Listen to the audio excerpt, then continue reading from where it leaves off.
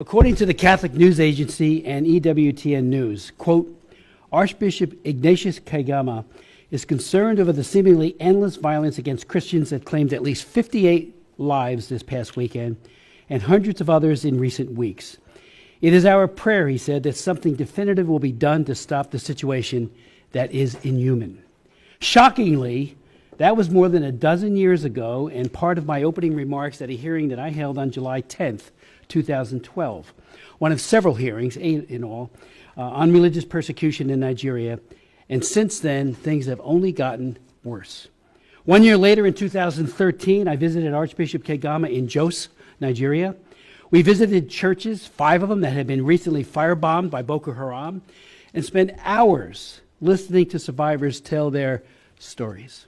Despite their numbing loss and pain, I was absolutely amazed at the survivors about their faith, very deep faith, their courage and resilience. They were not going to quit, but they were looking to the government for help, and it was not coming. I also met with an evangelical believer named Habila Adamu. Dragged from his home by Boko Haram terrorists, he was ordered to renounce his faith. With an AK-47 pressed to his face, he was asked, "Are you ready to die as a Christian?" With extraordinary courage, Habila answered, "Yes, I am ready to die as a Christian." He was asked a second time, and he repeated his answer. His wife was pleading, "Please don't kill my husband." And yet he said, "Yes, I am ready to die as a Christian." This time, the terrorist pulled the trigger. A bullet ripped through Habila's face. He crumpled to the ground, bleeding profusely, left for dead. By some miracle, he survived. I met him in an IDP camp in Jos. I asked him to come to Washington to tell his story. He did. And at the congressional hearing, he said this to our subcommittee, this subcommittee: "I am alive because God wants you to have this message. Knowing Christ is so much deeper than merely knowing Boko Haram's story of hate and intolerance." He closed his testimony with this: "Do everything you can to end this ruthless religious persecution, but know Christ first."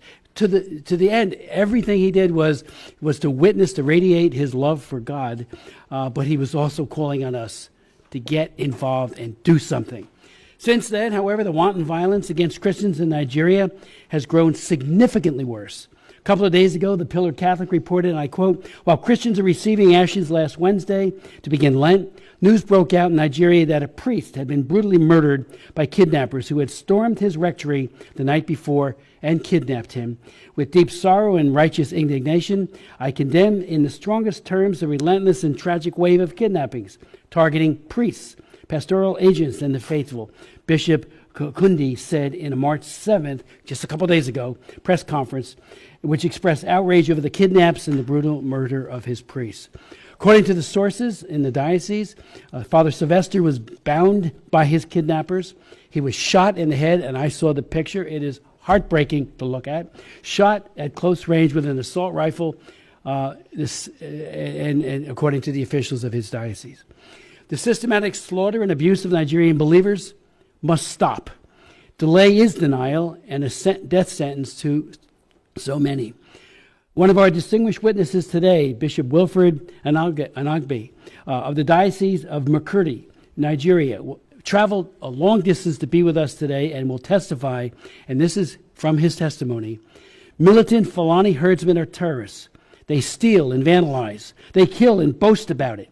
They kidnap and rape, and they enjoy total impunity for this from the elected officials. None of them, I repeat his quote, none of them have been arrested and brought to justice.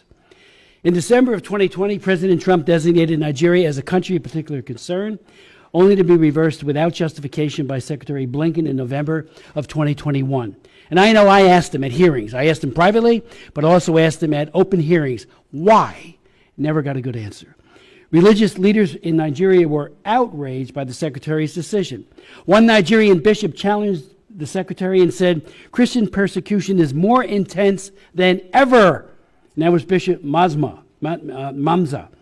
And Genocide Watch has called Nigeria a killing field of defenseless Christians, quote unquote.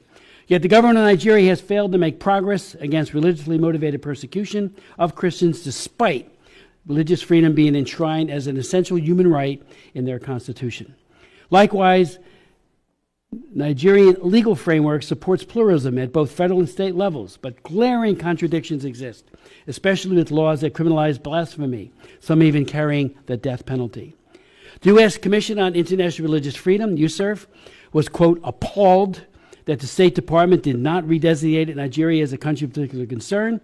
USCIRF had recommended, and we have the former chairman here, Tony Perkins, had recommended this designation 4 years in a row, from 2021 to 2024, and said, quote, there is no justification as to why the State Department continues to fail to redesignate Nigeria as a CPC. And again, CPC, as you know, carries significant sanctions, a whole broad array of sanctions that the President and the Secretary of State are empowered to level on a country that commits persecution.